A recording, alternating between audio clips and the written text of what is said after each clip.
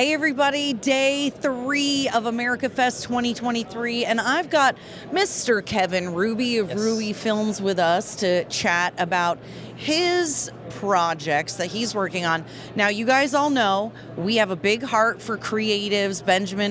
Lord Benjamin and I have a big heart for folks who do film and who are trying to invade the culture. And so we really wanted to get to talk to you. Of course, I laughed because Benjamin's production company is called Ballistic Blade, and I saw RUBI Rifle. I was like, you guys are kindred spirits. But Ruby's actually your last name. Yep. It's not just a gemstone. Nope. No. So tell our viewers, Kevin, a little bit about yourself, about RUBI Films, RUBI Rifle Films, and what has you here at America Fest. Yeah. So my last name is Rubi. My name's Kevin Rubi, and I'm a big R-U-B-I. R-U-B-I. Get it right. Not Y. Get it right. Get it right. Spell it. Okay. And I'm a big proponent of the Second Amendment, so I figured I'd combine my love for movies, all right, my last name, and rifle. Right? I like it. I'm into it already.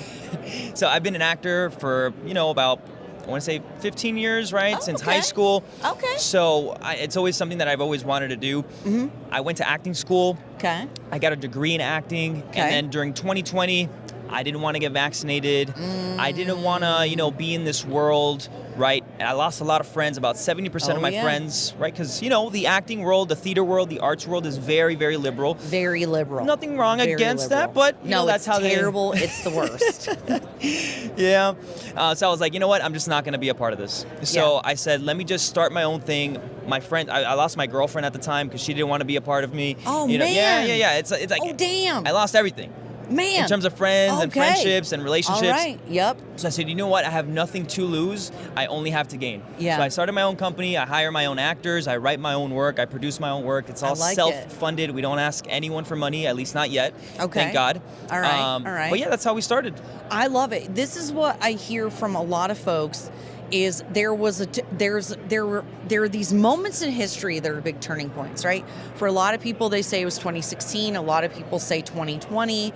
And I think that you sort of realize who your tribe is when you get tested in those ways, right? And Absolutely. So if you're saying, I'm choosing not to be vaccinated, or I'm choosing to do something different, I mean, it really separates the wheat from the chaff. Absolutely. And so what was it like for you when you kind of realized, maybe I'm not aligned with these folks. Maybe I got to do my own thing.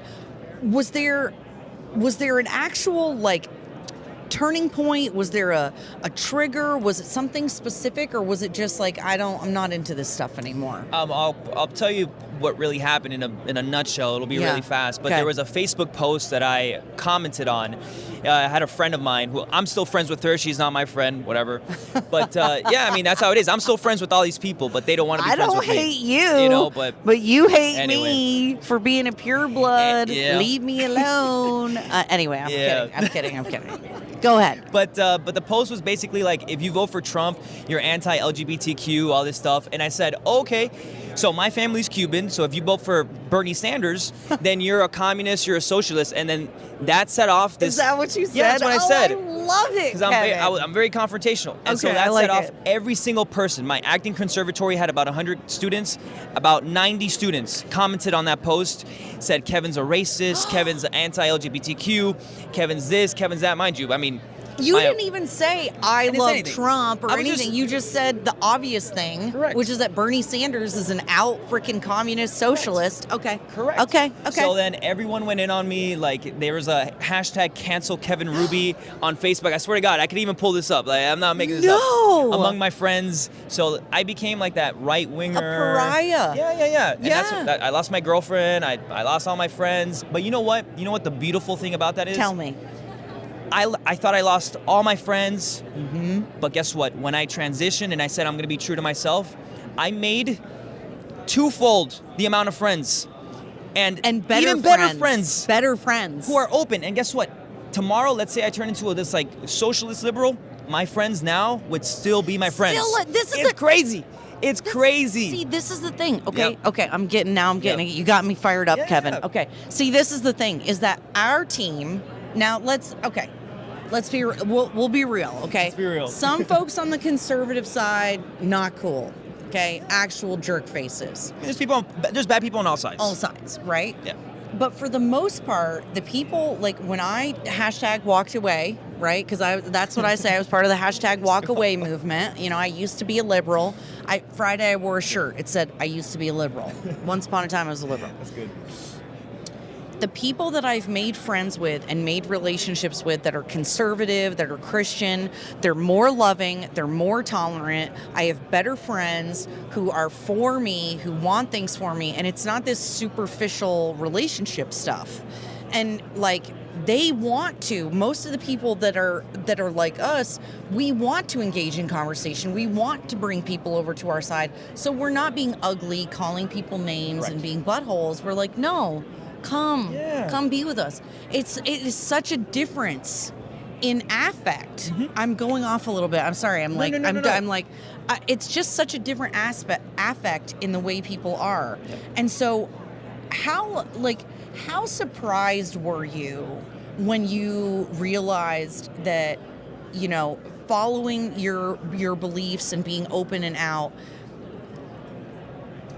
I totally just lost my train of thought. Yeah, like how do you feel, like transitioning from one side? I just got so excited. You're gonna have to cut. We're gonna have to edit this whole section out. No, you're good. You're good. But you were asking me like, how do I feel transitioning? You know, getting into these new friends. I just lost a bunch of friends. What was that like for you? Yeah. You know, especially if you're in film school or in acting school. Like, did you drop out of school? Did you what was the process after that happened? That's a great question. Hashtag cancel Kevin. Cancel Kevin Rubi.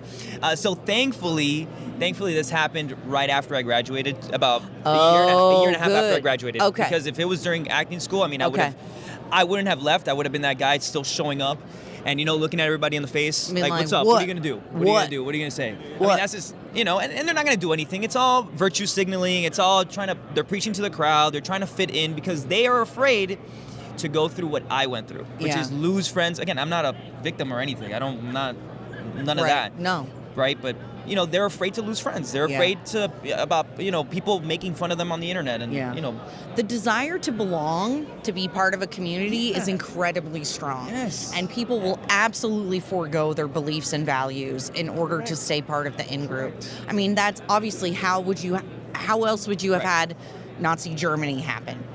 Or Cuba. Right? Exactly. Okay, so now, Kevin, you are Cuban American. No. I'm American. Okay, you're American. My family's Cuban. Your family's from Cuba. My mom would kick me in the booty if she heard me saying that I'm Cuban American. Your heritage is from Cuba, yes. But you're obviously an American now. And so growing up with a family that actually had to flee communism, what was that like for you? What kind of encouragement, like what did you hear when you were a kid from your family? Yeah, stories all the time. Stories of my mom going to the grocery store, getting kicked out, you know, getting beaten up for a loaf of bread because there wasn't enough in the line. Yeah, and you know what's crazy? These things are still happening today. Like we talk about, you know, all these like stories, whatever, like it happened years ago. No. My family is still being starved in Cuba today. Like you could look this up. I'm not making this up. Wow. So we grew up with stories all the time. My mom reminds me still to this day. She tells me, Kevin, remember this? Look what I went through. Look what your grandfather went through. My grandfather was a political prisoner in Cuba. Oh my gosh. He was whipped with a hose. He was beat up all the time. So, you know, this is the reality of people who are from Cuba, China, Venezuela, all these communist countries where you're not allowed to speak freely and believe your own thoughts. So, growing up with that, I see younger people today wanting to censor, you know, opposing viewpoints. I see younger people wanting to cancel people, wanting to fire them from their jobs, have their family turn against them. That is exactly how that's Cuba, what's happening. That's what's happening here. Yeah, that's what happened in Cuba. It's what happened in China. Playbook. And guess what? If we don't stand up and if we don't speak the truth, respectfully, in my opinion, we're gonna end up like that. It's not like this is real. It's not a question. If you go to Cuba, it's a matter of when, not if. Correct. Okay. Correct. And now, what do you think about I was telling you before we started rolling that I met a young man who is also of Cuban descent. Correct. And he grew up with all the same stories and all the same things that you shared, because he would tell us, his grandparents would tell him these stories. And yet he is a raging liberal, and is like bought into the beliefs and all of these things. What do you think? How can two people with similar, heritage hear the same stories and come away with such a different belief or opinion or whatever? Yeah, well, it's because there is a ruling party in Cuba, and we think that that there aren't people who believe those ideas. There are people who believe that. There are people who are still saying, no, the revolution will rise, and we'll be able to be independent. And that's what people believe, and they blame America. Even this much further, like down the road. Yes, and they blame America. So the what you call liberals, what we call communists, socialists in Cuba, they blame America for their problems because of an embargo, because of how the U.S. treats Cuba.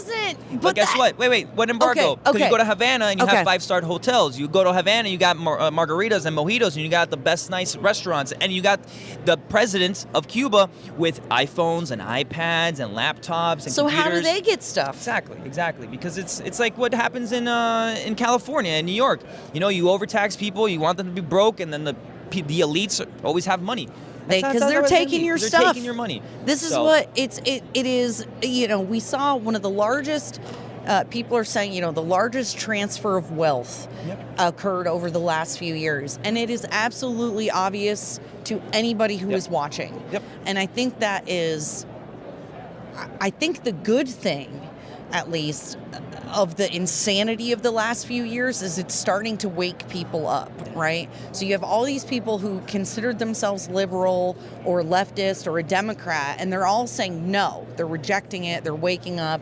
They're not necessarily coming over to our team yet, but they know that whatever that is wrong. Correct. And so how do you see Ruby Rifle Films being able to kind of speak to those people, to bring them over to our side, to help facilitate the conversation? Sure. Yeah. I think being in conversation with people is always great, but we need to change the culture. The movies, our podcasts, our music has to reflect how we're going through. And people say, no, don't be political. Well, guess what? Our movies and our songs from back then are all political. And the other team is political. And the other team they have control of everything. Oh my gosh. All the music and the movies and everything. It's correct. Okay, sorry, I interrupted. No, you're fine. I interrupted. But anyway, getting Ruby all Rifle fired up, Kevin. Getting all fired up. So Ruby Rifle Films is trying to enter this culture war, right? Trying to bring a different perspective, a more pro-American perspective to films. And that doesn't necessarily mean that our movie is going to be like, go Trump and go DeSantis and go TPUSA. No. It's just bringing back normal movie content, back normal stories without any gender indoctrination, without any LGBTQ stuff, without any CRT, without any crazy ideology. It's crazy. We're not asking. I speak for myself, but I'm not asking to have this Trump, this Republican movie. No. We just want normal movies. Don't give me anything. Don't propagandize me when I'm going to be entertained. Correct. Is that too much to ask? Correct. Okay, and that's what I think that is really smart, and that's we have been saying for years now. It's why we started Generally Irritable. It's why we do what we do. We specifically want to highlight culture warriors, people who are trying to produce content, who want to just be part of the culture and are fighting back against. Like you said, it doesn't have to be anti-whatever. Correct. It just has to not be crazy leftist. Correct. Right? So now share with everyone, Kevin, what is your most current project? Where can people go find whatever movie you got going on? How do they find out more? Sure. Yeah. So you can visit www.rubirifle.com. That's our website. And remember, RUBI, not Y. RUBI rifle.com. And you can look at our films there. You can see our very first short film. It's about 10 to 11 minutes. It's short. You can watch it really quick. It's called Conspiracy Theorist. You can watch it on there. Do they have tinfoil hats on? We do not have tinfoil hats on, but we got these crazy masks on that look like this dystopian world where, we could be led to there one day where, mandated vaccines twice a year, every year for, another man-made pandemic. But anyway, that's the first movie you can watch. You can follow us on Instagram at Ruby Rifle as well. Our current short film is called Maximo. It's not out yet because it's touring festivals in Florida. Okay. But as soon as that comes out, you can go out, again, rubirifle.com, and you can watch it there, okay? All right, excellent. What about socials? If people want to follow you on social media and stuff like that, where do they find you? Yeah, my personal Instagram is Kevin Rubi. It's KEVIN RUBI. And then the Rubi Rifle page is at Rubi Rifle. All right, sounds good. Okay, now before we close, what have I forgotten to ask you? What do you want to make sure our listeners hear, see? Mm-hmm. What do you want to share with them? I would say just be respectful of your ideas and always have true intentions when you're speaking to someone. It's not always the best thing to fight with people when you're trying to, have a conversation. Yeah. Just share your idea and don't ever back down.